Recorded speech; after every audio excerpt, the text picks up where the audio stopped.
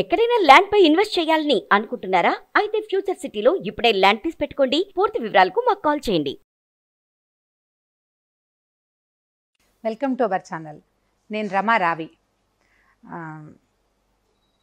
మామూలుగా మనం కొంచెం ఏజ్ వచ్చాక, అంటే కాస్త పెద్దవాళ్ళు అయ్యాక, 30 ఏళ్ళు వచ్చేసరికి మనకి మన వయసు గురించి పెద్దగా జ్ఞానం ఉండదు. అంటే 10 ఏళ్ళకి, 20 ఏళ్ళకి, 30 ఏళ్ళకి కూడా పెద్దగా వయసు పెరుగుతోంది, పెద్దవాళ్ళం అవుతున్నాం అనే ఫీల్ రాదు. కానీ 40 వచ్చేసరికి, 40 వచ్చేసరికి ఆడవాళ్ళకి కానీ మగవాళ్ళకి కానీ మనం పెద్ద అవుతున్నామనే భావన వస్తుంది. భావనే కాకుండా భయం కూడా వేస్తుంది. ఈ మిడిల్ ఏజ్ భయాలు మన చుట్టుపక్కల ఉన్న వాతావరణం వల్ల కూడా పెరుగుతూ ఉంటాయి. అంటే మనకే కాకుండా చుట్టుపక్కల వాళ్ళు కూడా మీరు పెద్ద అయ్యారు అని మనకి గుర్తు చేస్తూ ఉంటారు. ఈ గుర్తు చేస్తూ ఉండేసరికల్లా మధ్య మధ్యలో మన స్కిన్ కూడా గుర్తు చేస్తుంది. మన స్కిన్, మన హెయిర్, మనం మెయింటైన్ చేయాల్సిన విధానం, ఇవన్నీ కూడా మనం ఓల్డ్ అయిపోతున్నాము అనేదాన్ని మనకి తెలియచేస్తూ ఉంటుంది.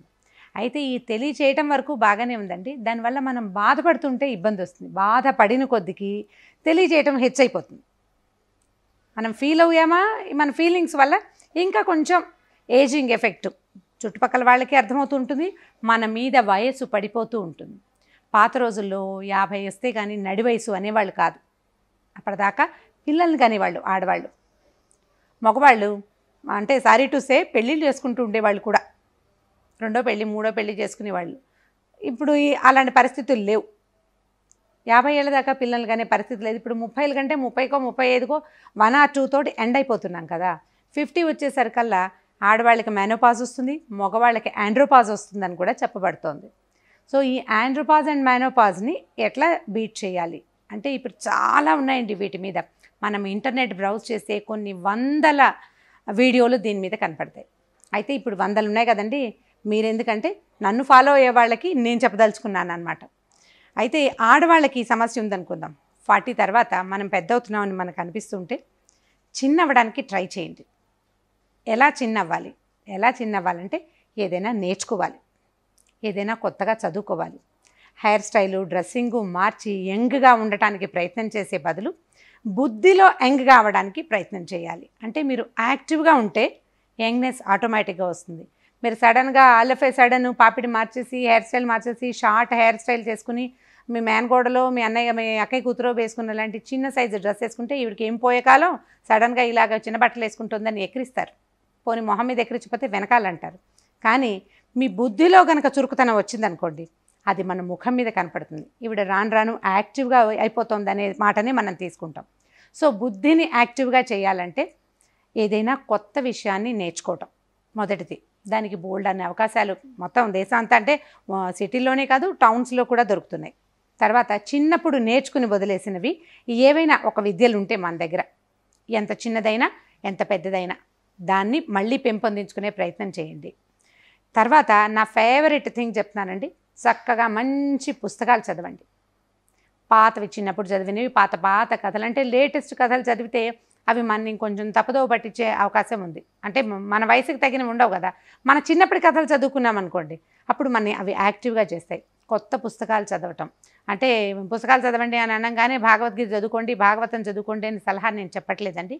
మంచి నావెల్స్, గుడ్ స్టోరీస్, చక్కటి వ్యాసాలు. నేనైతే పురాణం సీత గారిది ఇల్లాలి ముచ్చట్లు చాలా ఇంట్రెస్టింగ్గా ఉంటుంది. నా చిన్నప్పుడు వచ్చింది అది. అది చదువుతూ ఉంటే నేను యంగ్గా అయిపోయిన ఫీల్ వస్తుంది నాకు. అంటే నేను మళ్ళీ నాకు తెలిసిన పాత విషయాన్నే నేను పదును పెట్టుకునే అవకాశం నాకు దొరుకుతుంది.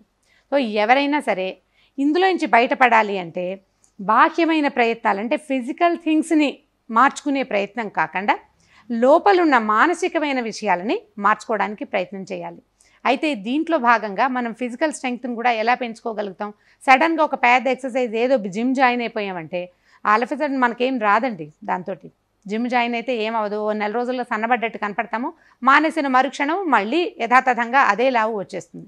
స్లోగా ఎక్సర్సైజెస్లోకి వెళ్ళండి. ఈజీగా వాక్ చేయండి.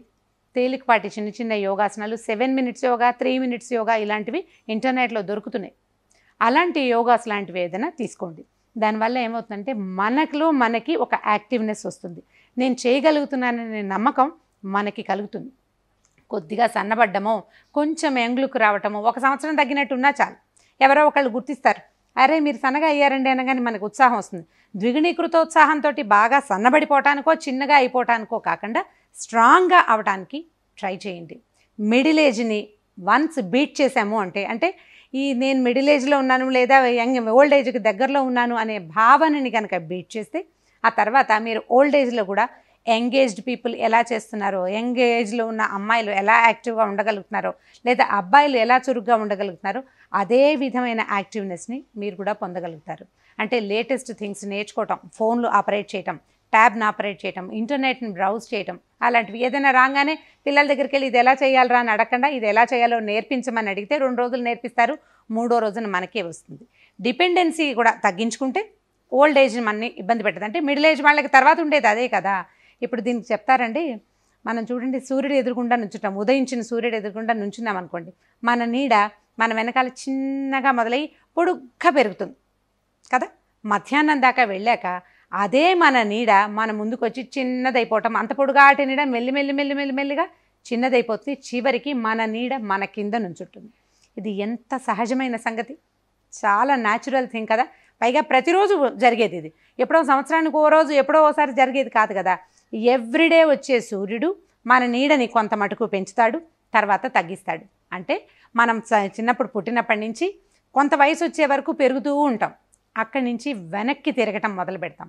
ఈ తిరోగమన దశని ధైర్యంగా సాహసంతో యాక్టివ్నెస్ తోటి కనుక బీట్ చేయడానికి ప్రయత్నం చేస్తే మీ మిడిల్ ఏజ్ డేస్ ఆ తర్వాత రాబోయే ఓల్డ్ ఏజ్ డేస్ చాలా సాహసోపేతంగా ముగుస్తాయి. ఏమీ ఇబ్బంది ఉండదు, హ్యాపీగా ఉంటాం. మనం ఎలా ఉన్నామో అలా ఉండటానికి ఇష్టపడండి. ఇంకా కొంచెం బాగా ఉండటానికి ట్రై చేయండి. అందంగా కాదండి, యాక్టివ్గా అండ్ బ్రేవ్గా, ధైర్యంగా ఉండటానికి ప్రయత్నం చేయండి. ఈ వీడియో కనుక మీకు నచ్చినట్లయితే లైక్ చేయండి, షేర్ చేయండి. మరిన్ని వీడియోస్ కోసం సుమన్ టీవీ లైవ్కి సబ్స్క్రైబ్ చేసుకోండి.